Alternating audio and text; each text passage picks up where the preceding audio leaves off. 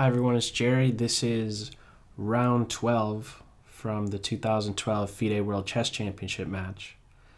And if I sound a bit off, it's because I'm exhausted.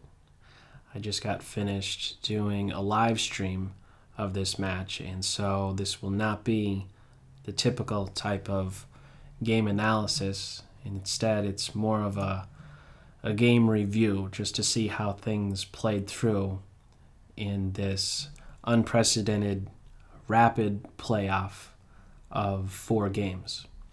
So, in this game right here, we have Gelfand kicking off on the white end, starting with these 4 games with d4, non-replying d5.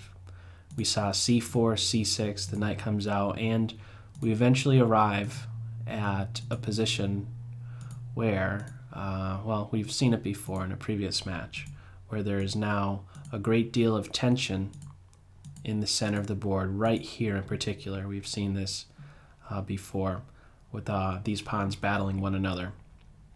What ensues is Anand's e takes d, knight takes on d, keeping in mind these tactics. I think it was something I had touched on in previous games of this match. If the knight's taking here, there's always maybe some worry of grabbing on h2, and then like knight g4 stuff, queen coming out, etc.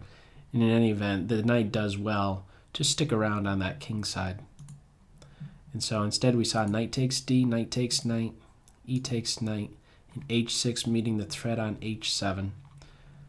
After now b3 looking to maybe go right after this d pawn, we now have knight e5, knight takes, bishop takes, rook e1, and during the stream there was, I believe I was touching on, the possibilities for maybe queen takes on d, but maybe there's running into like something like bishop to a3, and then the rook can't play to that e8 square because of something like f4. But in any case, we had rook e8 instead, and queen takes on d5, and now bishop b2, bishop d7, development on the black side, queen d2, queen f6, g3, an interesting flight square to be making for that king. Seeing how the bishop can maybe run down to h3 at some point. Both squares being weakened as a result of g3. After rook c8, a4, and now one of the squares has been highlighted, namely that f3 square. So this is maybe a step in the wrong direction here on the white side because of this queen now being extremely bothersome to white.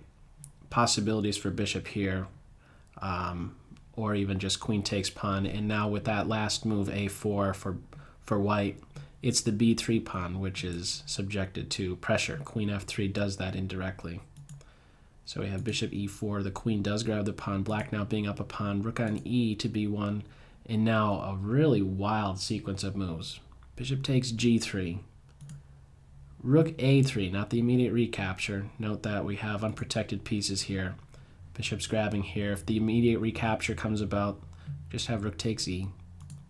So it's first rook a3, in between move. Queen backs up, and now bishop takes on d4, hitting at the queen and hitting at g7, which turns out to play a role.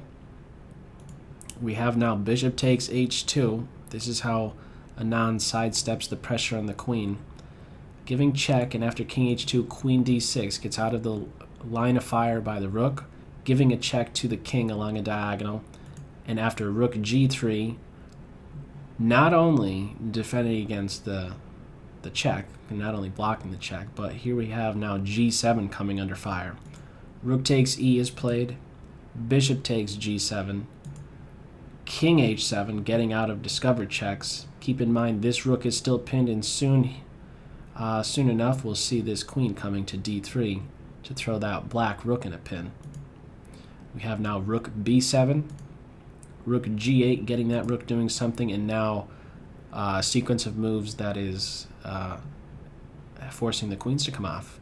Queen takes h6, queen takes queen, bishop takes queen, rook takes rook, king takes rook, dwindling down now. Opposite color bishops, but soon enough we have king takes bishop, rook takes bishop, rook takes a, and this is a drawn rook and pawn endgame Well, both players agree to a draw, and we move forward into round 14, or yeah, basically round 14, game number 14 of these rapid time control matches, where they have 25 minutes with, again, a 10-second increment. So we'll see what happens in that next rapid game, in rapid game number 2 of 4. So that's all for this video. As always, I hope you got something out of it, even though, again, it was just a quick review of the game instead of the analysis that I would normally do. Okay, take care. Bye.